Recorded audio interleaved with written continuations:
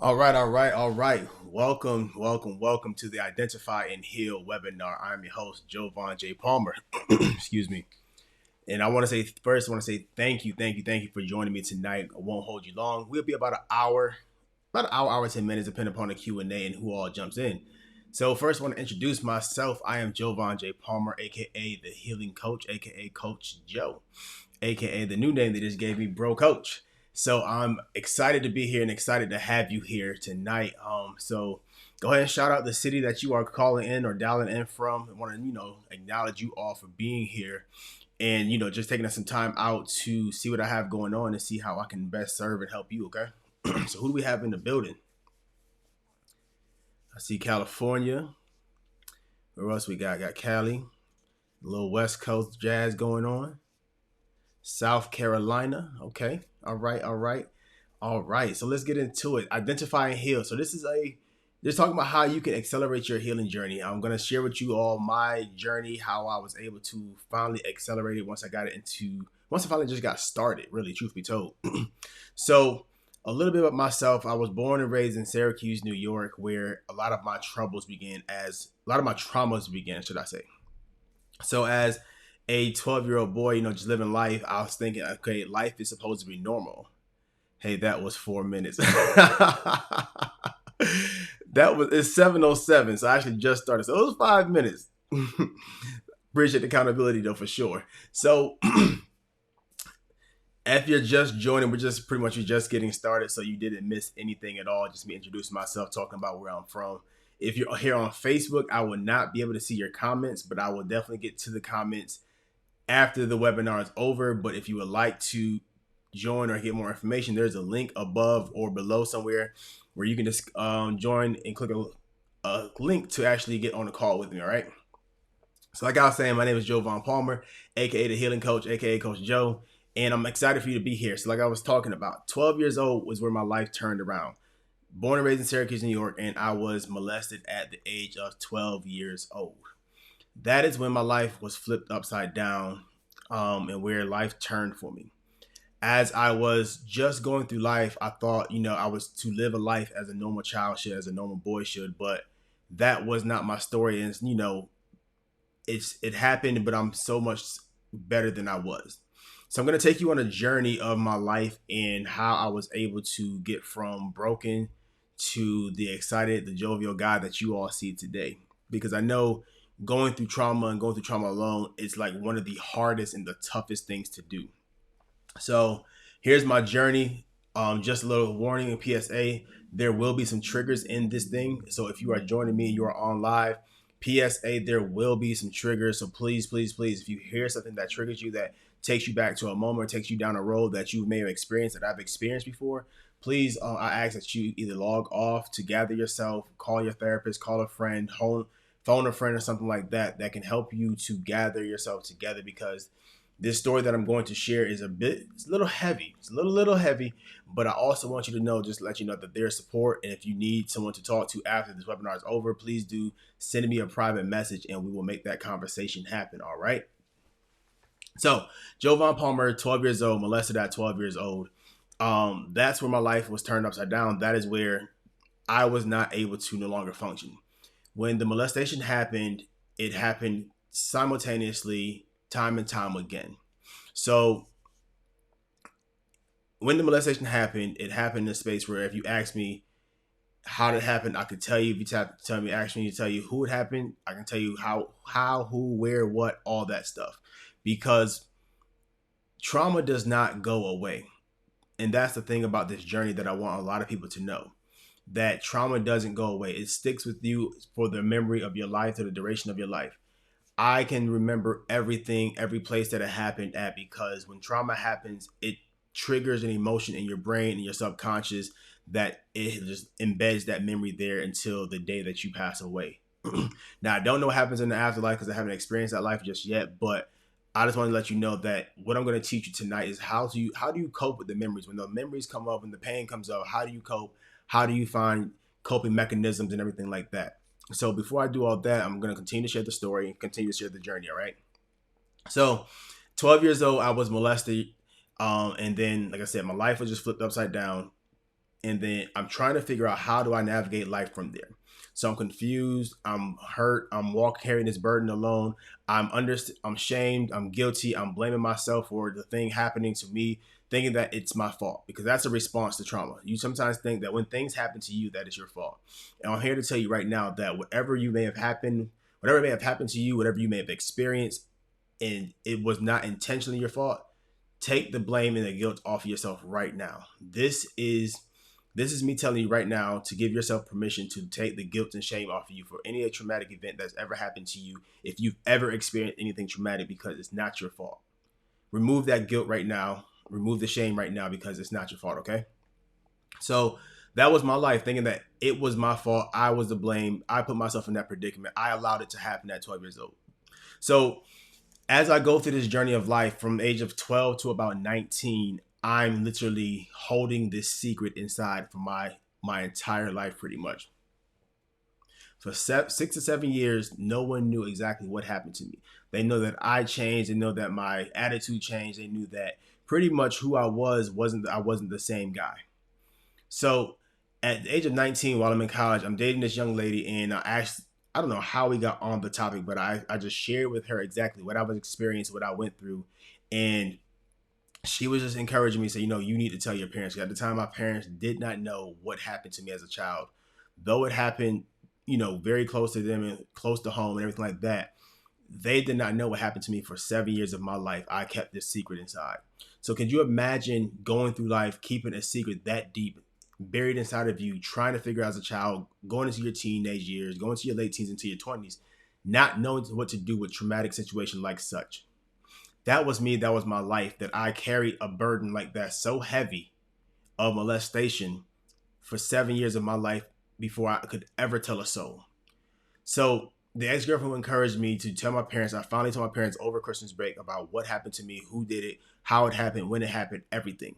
So that was the point of where my parents finally started to understand me, and I felt understood, because I was able to finally just express myself in the way that I needed to express myself, because I felt as of a child I couldn't express myself due to some things that have happened to me.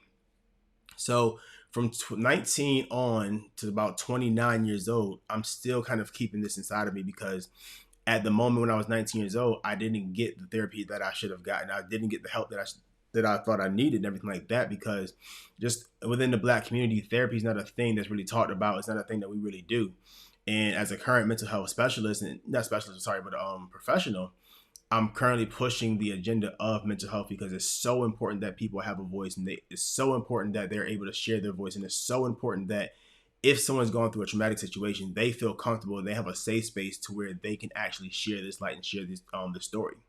So this is what I do. I do this because I don't do this for myself anymore, because at one point in time in my life, I was doing it for me to help me feel better about expressing myself and embracing my journey and everything like that. But now I do this for young boys and young girls and men and women who have gone through the same thing that I've gone through, have gone through a similar experience, or just gone through something traumatic in life, and they don't know how to get over that hump. They don't know how to start their healing journey. So back to the story. At 19 years old, I'm still holding on to this secret in a sense, because it's just really just mom and dad that knows at the time, and my ex-girlfriend. So 19, 20, 21, 22, 23, up until 29, I'm carrying this burden inside. So you're probably wondering, well, Jovan, how did you get this healing journey started? How did it happen? Well, I'm glad that you asked. I'm glad that you're wondering, if you're wondering. So my healing journey, it started when I was working in a group home. So I was fired from corporate America, and while I was on vacation and got fired, and I asked God, I said, God, when I head back home to Atlanta, I want to do something that's purposeful. So I applied for jobs working with youth, because I did a lot of mentoring with youth in college, and I was like, I'm really good at it. I really enjoy working with kids. It's fun. It brings me so much light, and I just want to do this. So I was applying for job after job after job, and was getting denial after denial after denial. So I finally landed a job, or actually landed an interview, should I say, with a company here in Atlanta, Georgia, working with teenage boys and girls in group homes. And I got the job, secured the job, but did not know what I was doing. So the good thing about me is that I'm very curious, and that I'm always willing to learn. So during my learning experience, I was kind of learning these kids, and I was able to pretty much I was able to really understand these kids, because some of the things that they've gone through is some of the things that I've gone through as well as a child. So it brought us to have a connection with them. During the job, one of our responsibilities were taking the kids to therapy. And every Tuesday we have to take the kids to therapy, and they would get a chance to just pretty much express themselves, pour themselves out, and really just get everything off their chest of what they've gone through, what they've experienced, how they're feeling currently, and all that stuff like that. And that was actually my first time actually experiencing therapy from the outside looking in. And as the kids left the room, I stopped and I talked to the therapist and I said, "Hey, I would really love to sit down and talk with you about some things that I've been experiencing myself." And she said, "Absolutely. Just get on the calendar and we will get you in for a session." So, of course, me not knowing how therapy goes, all I know is like what I've seen on TV is you sit there, there's a guy or woman sitting in a chair with a notebook, a notepad, and a pen. They're just taking notes, and the individual or myself is just laying on the couch. So I wanted the full experience. So we get in the room, I'm laying on the couch, I have my feet kicked up, and she goes, "What's going on?" I said, "I just got a lot of stuff going on. I'm carrying this burden, and I really need to know how do I deal with this stuff because I don't feel like myself. I'm trying to grow. But I feel like, I'm just stuck at this 12-year-old person that, I'm stuck at 12 years old." She said, "Why do you feel like you're stuck at 12 years old?" And I said, at 12 years old, I was molested, and I was molested simultaneously for about a year or two. And it was the scariest thing to actually sit down and open up and tell her this, because when you're not used to expressing yourself, you're not used to telling your story, you're not used to telling people about yourself or your secrets and things that you're carrying inside, it's very hard. So I'm trembling as I'm expressing this story to her, and I'm telling her how I feel, what's going on with me. And at this point, I'm really just like, she goes, "Okay, well, how do you have you been dealing with it?" I'm like, "I haven't been. Like, I've really just been holding inside and just living life, and I just feel like I'm just stuck in a place where I just can't get out. Like, life is, things are happening, of course, and life is progressing, but I still feel stuck on the inside where it's just I have not been able to really be the person that I wanted to be." So as I'm continuing and we're talking our conversation, and I'm telling her, there's still more, there's still more that to me that I still need to get out. Like, I don't want to leave here until I get everything off my chest. So then I tell her, well, once upon a time, some years back, that I actually lived a homosexual lifestyle and I just couldn't fight it. I was trying to fight it, trying to fight it for the longest. And for some reason, I just couldn't fight it until I just gave up and I gave into it. And I don't know how I feel. I don't know how I should feel. And I don't know what's this related to. So a few sessions into it, we begin to discuss it more. The conversation gets a little bit deeper, and I'm really like starting to understand myself so much more, because through the techniques and through, the therapy sessions and through everything that I've been going through that we've been discussing, it's helped me to really understand myself as an individual. And the thing is, you will think that you know yourself so much, but you don't know yourself until you really get to know yourself and through somebody else's lenses sometimes. And that is when, at 29 years old, my life began to propel, because I decided to take a chance on myself. I decided to, get into therapy and get the help that I finally needed. Though it's an unintentional act, I'm thankful for this unintentional act because it helped me. So as I'm telling her the story about, me living, a homosexual lifestyle, confused about myself, I'm so confused, I don't know what to do. Her response was, "Is that it?" And I'm thinking to myself, what do you mean, is that it? Like, what do you mean? And when I sat down and I thought about it, I say, "What do you mean, is that it? I mean, like, what's going on?" She goes, "You realize that what you've gone through, you're not the only person experiencing that." And for some odd reason, it resonated, like, wow, you're right. I'm not the only one. But for so long, I thought that I was the only one that experienced what I experienced. And a lot of people say, "Oh, well, she kind of belittled your story," but she really didn't. The way I expressed it wasn't exactly how she said it, but she was really just saying, "Is that it? Like, hey, is there any more?" So what you have to realize is during your healing journey, and when you start the healing process, is that you're not alone. What you're going through, what you've experienced, you're not the only one. And that's the one thing that I want you to understand going through this healing process. So the first thing that really helped me accelerate it was that I realized that I was not alone. I realized that I wasn't the only person that experienced this thing that I thought I was. And that was like the number one relief of shame and guilt that just kind of left my shoulders. The burden I was carrying for years finally fell off. Now, if you can imagine from 12 to 29, just carrying these burdens and going through the childhood traumas and then going through adulthood traumas and not knowing how to express yourself and not knowing how to control yourself and not really understanding who you are, loss of identity, loss of, everything. You're gaining weight because you're eating in the depressive state. It's just so much going on with me that I just don't know how to handle and deal with this stuff. So through therapy, I was able to really just start processing so much internally, getting to the core of my issues, understanding, why I had lacked so much confidence, understanding why I lacked, faith in the ability of myself, understanding why, I was quiet, why I was so timid, or why, sometimes when I talk, I get a little timid as well. These are things that happens when way to take back your power. Thank you so much. Yes. This is like through these steps, you learn to take back your power. And that's what I had to do. I had to learn to take back my power, learn to take back authority over my life. So there's a few things we're going to talk about tonight. Outside of my story, of course, is of course the good stuff. How do you get into this healing journey? How does healing happen? So first you have to just want to step into the journey or to the space of healing. If you don't want it, you can never start it. You will be carrying around the burden over and over for life. For me, I was snapping at people. I was very quiet. I was very judgmental, mentally becoming like, oh, this person might be trying to get that from me. This person, I lost a lot of trust and faith in individuals, especially in males. My predator was a male, so I lost a lot of respect for men because I just felt like, as men, you shouldn't be wanting to do this to little boys, anything like this. But I had to pretty much recreate my life. And through my healing process, through my healing journey, I've learned that it's okay to start over no matter what the age is.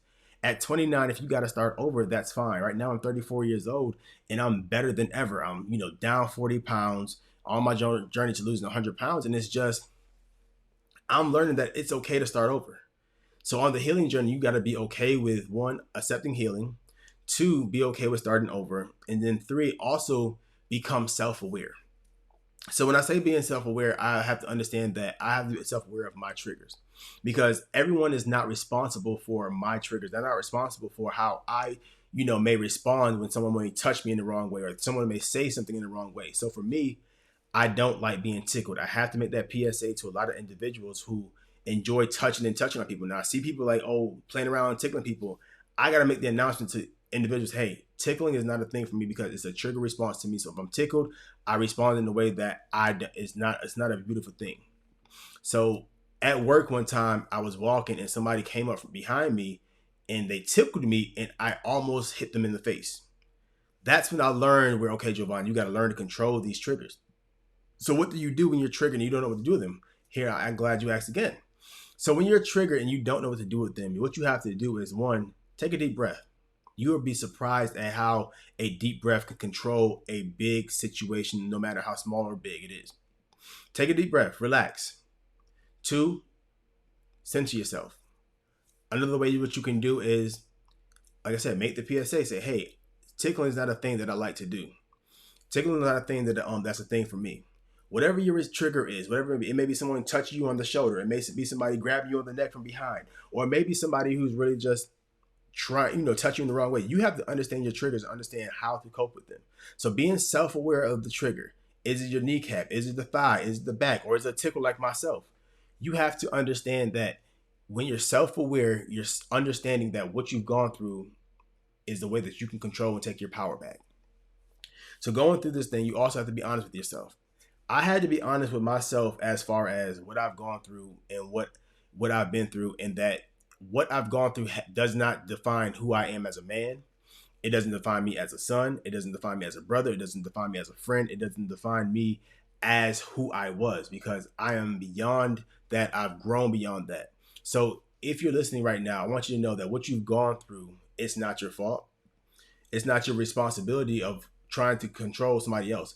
What your responsibility is what you do from this day forward, which is taking responsibility for your healing.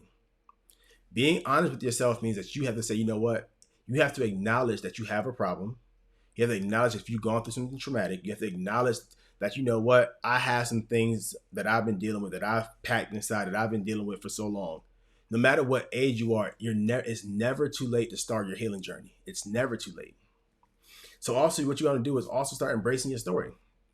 When I first started sharing this story, I'm going to tell you how I started, okay? So in therapy, one of my homework assignments, actually I wouldn't call it homework. It was like a pop quiz, would you call it? It's a pop quiz I got. She said, I want you to tell 5 people what you just told me about what you experienced in life. And I said, 5 people. Ooh.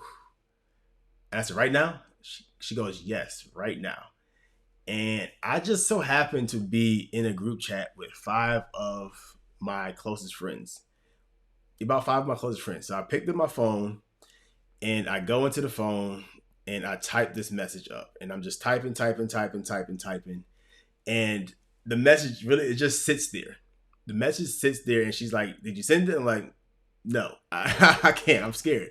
She said, just listen, you're going to feel so much better when you hit send on that button. We're going to sit here. We're going to listen to some music. And when you feel comfortable, just send it. I'll be right here doing some work. And I'm going to give you the time to do it. So I'm just sitting here and just, looking at my phone like, and I delete it, I copy and paste it, put it back and everything. So I finally get the courage to send a message. And I'm sitting there just tapping on the desk, that's next to me. And I'm just contemplating what's going to be the response. What's going to be the response? And they finally replied back, oh my gosh, I'm so glad that you're okay. Well, let me read back. Let me rewind a little bit. Let me tell you what I actually sent them. I said, hey friends, love y'all. Just want to let you know I'm in therapy right now and I have some homework, and my homework is to share with you all some things that I've gone through in life. 12 years old, I was molested.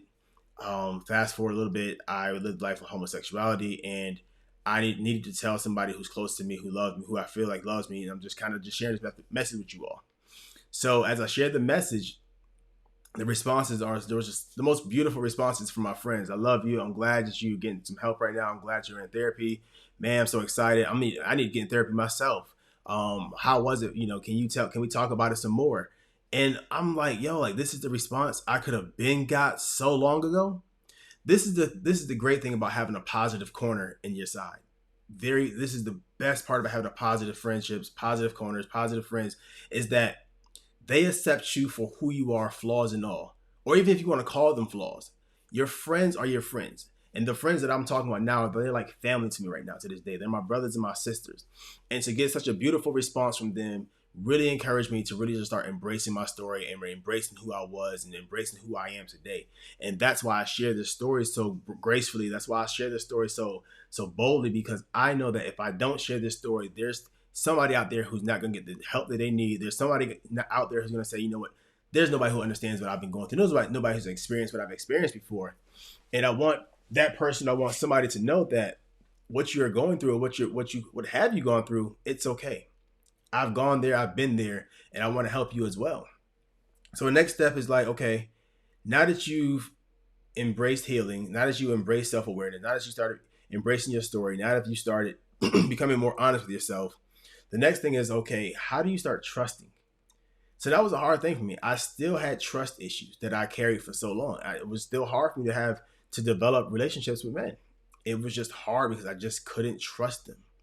And you would think, well, why don't you trust them? Well, I lost trust with them because that was the gender, should I say, that stripped my innocence away. So it's always been hard for me to really develop a solid relationship with men. If anybody knows me, they know majority of my circle, my friends, they're females. They're women, should I say? Sorry, they're women who just pretty much held me up. And I have, a few solid guy friends that I have, and I'm doing better in developing male relationships and everything like that. But you have to learn to reestablish trust, because not everyone is out to get you. Not everyone's out to do the thing not everyone's out to hurt you in the way that somebody's hurt you before. So as I'm learning and going through this journey, I'll say, okay, now it's just trusting. How do we start rebuilding trust? So how do you start rebuilding trust is what you do is you have to take the measures to really start asking for discernment. Start being, because that self-awareness that I talked about in the beginning, that's what helps you become more trusting, because you start discerning exactly who's for you, who's against you, who may have predator tendencies, who may have other tendencies that you may not like. And once you start being self-aware, that's how you can start trusting again. That's how you get into the trust factor, as far as understanding what trust looks like, understanding what trust looks like for you. You have to start redefining things for yourself. You can't no longer go by Webster's Dictionary of Trust. You can't go by Webster's Dictionary of anything in the book. You have to figure out what works best for you. How can you really do these things that's best for you and set the intention. So what happens there is now you start soaring, because once you've gone through the healing, the self awareness, the embracing your story, the trust, you start soaring, because then is where your life just starts changing again. What happens is once you start going through this process and once you start going through this journey of healing, you start to take off and start taking flight with your life. So when you take flight with your life, what happens is that you have now have control. You're in the pilot seat. For a while, I didn't have control of my life because control was taken from me. You are now the captain of this ship. You are now in the no longer in the passenger seat. You're in the driver's seat. You're no longer in the back seat. You are now taking the wheel of your life. So when I say you have to start soaring, you have to start redefining your life, redefining your manhood, redefining your womanhood, redefining your sistership, your breath, your friendships, all that stuff. You have to redefine everything. So like I said, when I say it's never too late to start over, it's never too late to start over. And that's what I had to realize, that if I wanted to start over, it was okay to start over. It's okay to start over as many times as you need to, and you figure out until you get in your groove. Don't let anybody tell you that you can't start over. Don't let anybody tell you that it's not okay to start over, because it is okay. It is okay to start over. It's okay to want to say, you know what, I wanted to try something, but I couldn't. You have to realize, if you were in my shoes from 12 to 29 years old and you missed out on so much life, shouldn't you, don't you feel that you deserve to start over, to kind of get back some of that life that you've missed out on? You've missed out on part of your childhood. You missed out on some of your teenage years. You missed out on some of your 20s, and you missed out partially, a part of your 30s, because, or whatever, wherever you may be in life, because you were stripped away from something that did not deserve to happen to you. So as you're going through your journey, as you're going through the healing process, I want you to know that there's hope. I want you to know that, anybody, that you can help yourself, you can save yourself, and you can accelerate this process by acknowledging that you need the help, acknowledging that you need healing, acknowledging that you're ready to start. You have to get ready to start. Don't wait until it's too late to want to start. So I'm going to open up for Q&A before we close out. And if you have any questions, drop them in the chat. Or if you'd like to come on and talk live, we can do that as well. But I'm opening up for Q&A. Going to let sit and talk to you all for Q&A for a little bit and some questions. Ask anything. Trust me, guys. I'm open book.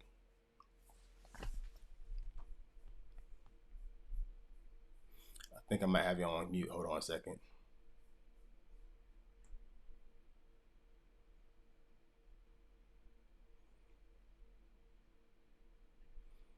All right. So you should be able to unmute yourselves right now.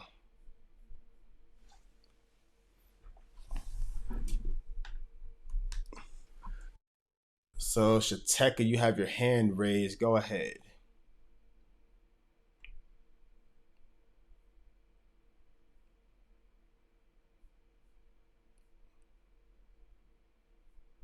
All right, so we're gonna go to Terry, okay? Okay, you didn't. Hey, Terry.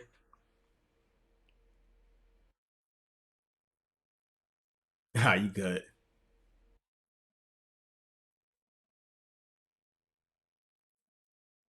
Thank you.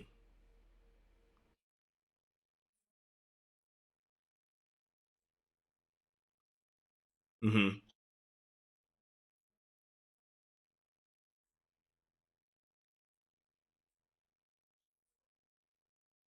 Mm-hmm. Wow, sorry.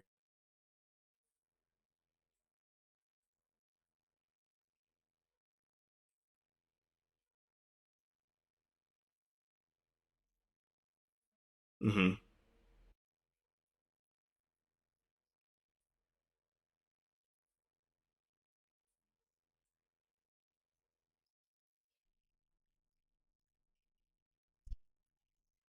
Mm-hmm.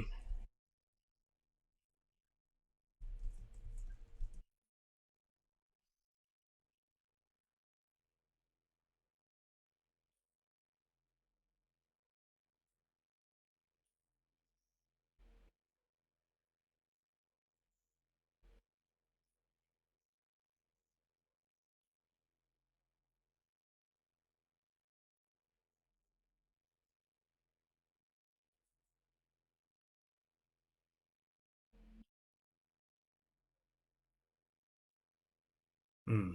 Thank you.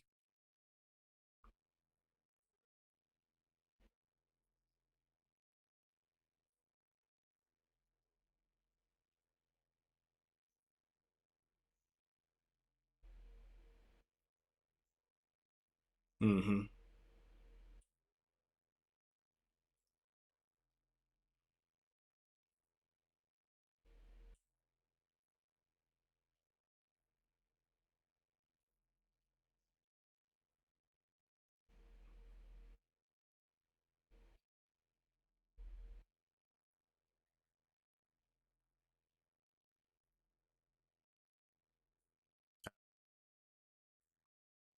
For sure. Absolutely.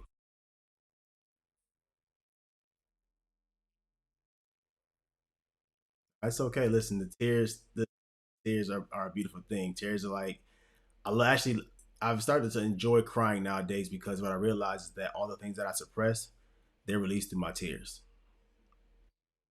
Everything everything that I held in is like it's okay to cry. You know, they tell us that it's not okay to cry because it shows a sign of weakness, it shows a sign of shame, but it's just I like I said, I redefine everything that I've been told because it's not fair to me to have to say, you know what, it's okay, it's not okay to cry. I gotta hold this stuff in. Like you imagine this, I don't know whoever made the word rule or even made rules. Somebody says crying cleanses the soul, and it does. Like you know, if you gotta cry, you know, take the time that you need to because it releases so much. It releases so much, and I'm happy for you. I'm proud of you, and I commend you. Now, first, I want to say I thank you and I honor you for sharing that.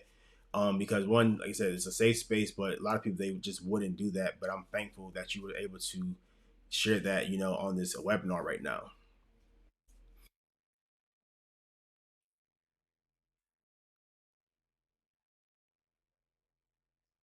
Mm-hmm.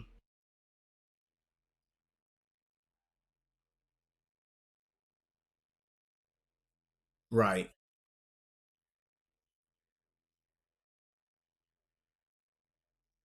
Absolutely.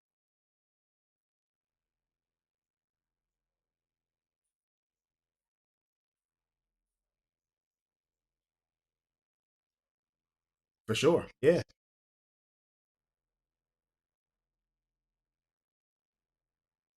Mm-hmm. Absolutely. Yeah. No problem. No problem. Thank you. I'm honored to have you. Seriously, so honored. And you said one thing about, you know, just embarrassment. I don't I don't even live in embarrassment no more. If I fall, I trip, I fall. If I go back to that therapy session where she told me that you're not the only one. Everybody wakes up who is able to, they put their feet on the ground just like we do. They put their pants on the same exact way we do. They put their hats on, their glasses on the same exact way they do. Nobody's nobody is eliminated from that, you know, from mistakes. We fall, we get up, we fall, we get up. But the good thing about falling is that we have the opportunity to get back up again. So, mm,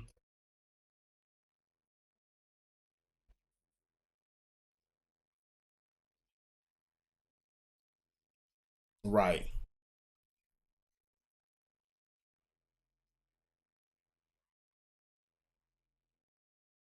Never. Absolutely. Absolutely. No problem, Terry. Thank you so much. Anybody else? Any other questions that we all may have? You want to drop a link in the chat real quick? So I'm also releasing a coaching program called Identify to Heal, where we pretty much go through a 4 weeks modules and 4 week live calls of a program that I've been working on for some time that I've been a little nervous in sharing, but you know, it's time. It's definitely time. So I want to say that thank you so much. I just want to say if you are interested, please click the link to book a call with me. I'm not only taking 10 people this first cohort, and the reason I'm only taking 10 is because the topics that we have are sensitive topics, and I have to ensure that whomever's get stepping into this space, the space that I'm curating, that you are the right fit for this space. I'm not just going to take anybody, have any devils just running up in here, running rampant, and interrupting the healing process or the healing journey of anybody. So please, please, please, if you're interested, there's a link inside of the chat, and if you're live on Facebook, there's a link above or below as well that you can check out. Click a link, just sign up for a discovery call with me to see if the program is correct for you. Kelly, I see that your hand is up. Terry, it's like you got somebody in the background. I want to wave to them too. Kelly, I'm gonna unmute you. Okay. All right. Go ahead.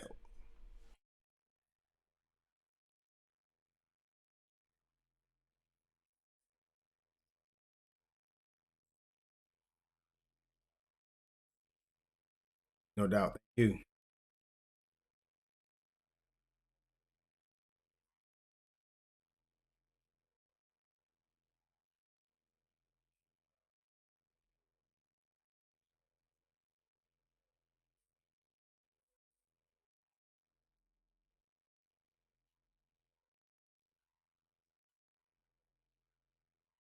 No, no problem. Thank you for being here.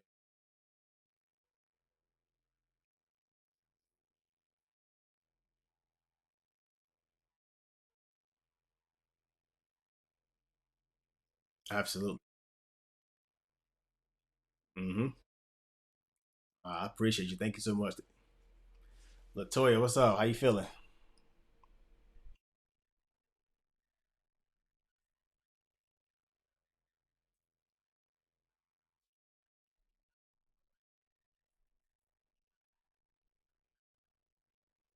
Mm-hmm.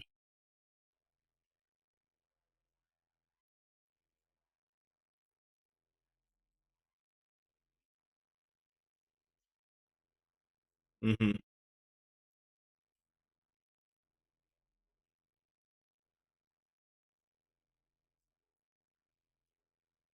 Absolutely. Absolutely. Thank you so much for sharing that. I really appreciate it. All right, y'all. So thank y'all so much for joining me tonight. Thank y'all for taking this time really just to be here. If you know somebody or if you feel inclined to share the link for a discovery call, because I'm only taking about 10 people, and I say 10 because I'm very serious about helping people propel their just not even propel, really just get started on their healing journey. Because I feel like, once you get started, you have so many endless possibilities, all right? So thank you again for joining me. I'm Coach Joe. I am out signing off. Peace.